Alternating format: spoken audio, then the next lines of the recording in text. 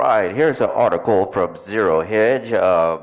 Basically, talk about another central bank urges its citizens to own gold. And I imagine this country is probably not pronounced Kyrgyzstan. If I am completely mispronunciating that, please let me know in the comments. I am taking a complete stab on how that should be pronounced. But basically, this article goes on to say gold can be stored for a long time, and despite the price fluctuations on international markets, it doesn't lose its value for the population as a means of savings.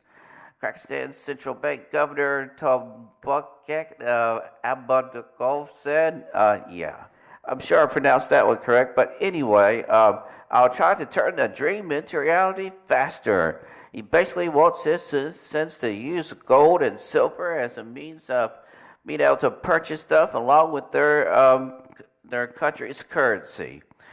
And it goes on to say, one of the first post-Soviet republics to adopt the new currency and let it trade freely, Kyrgyzstan Central Bank wants every citizen to diversify into gold. Governor Tobuket said his dream is for every one of his 6 million citizens to own at least 100 grams or 3.5 ounces of the precious metal. But I would love to have just 3.5 ounces myself. I'm still working on my first ounce as we speak. I'm getting close. How I'm getting my first ounce of gold is basically 1/10 coin at a time, and that's how I'm doing it. I already got a pretty decent start on my silver, but that's how I'm getting the gold with the amount of money I make, which isn't that much, and that's how I do it. And it goes on to say, we are hopeful that our country's population will learn to diversify its savings into assets that are more liquid and more importantly capable of retaining their value.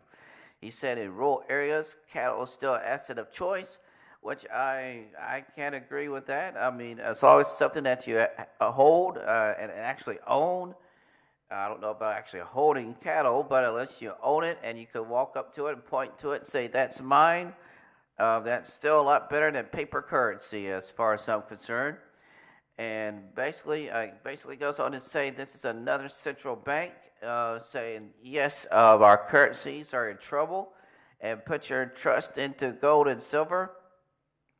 And also, I would say with the United States, that's becoming more true as well, because we just had about 3 states that passed bills that hope to get passed into laws by allowing its citizens to use gold and silver alongside with our greenbacks over here. So there is a shift going on, and we can see that shift in the prices. And let's see if this will continue. And I'm willing to bet 2017 is going to be a year of shock as far as gold and silver prices as the world turns its noses up to the paper currencies around the world. So we'll see what continues on from here, and hopefully this will be nothing more than positive news for gold and silver.